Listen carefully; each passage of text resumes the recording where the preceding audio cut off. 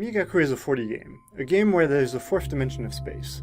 So I thought I would show you what it would actually look like if you could walk through walls using the fourth dimension, and in the process explain what the fourth dimension is.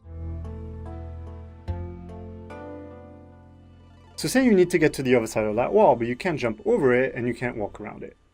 But what if there was more to this world? What if you could just walk around the wall in the fourth dimension?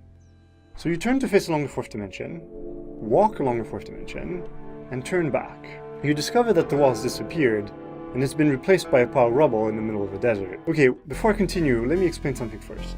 So say you are this 2D character and you need to get to the other side of that wall, but you can't jump over it, and well, that's about it. But what if there was more to this world? What if the world was actually 3D and you were just a 2D flat character that could only move inside a 2D plane? You could go past that wall by just sidestepping it, but how do you do that since you're stuck on a plane? So you press a button to turn sideways, and now when you're moving left and right, it doesn't mean the same thing. It actually means moving along the third dimension.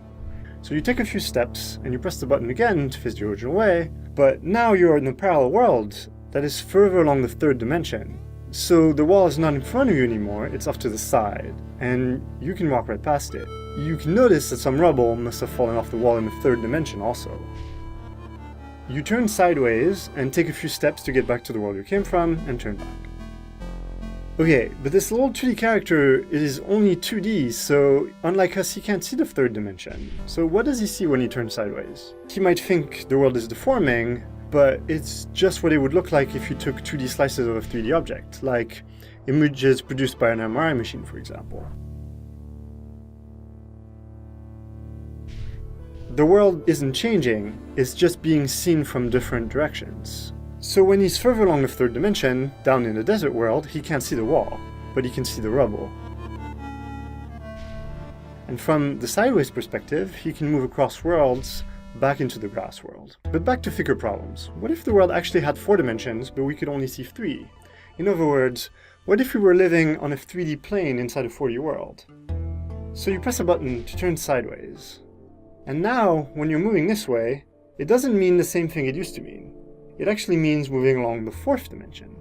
So you take a few steps, and you press the button again to face the original way, but now you're in a parallel world that is further along the 4th dimension.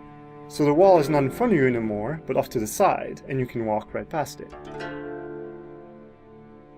And you can notice that some rubble must have fallen off the wall in the 4th dimension. You turn sideways, and take a few steps to get back to the world you came from, and turn back. And this is how you walk through walls, using the 4th dimension.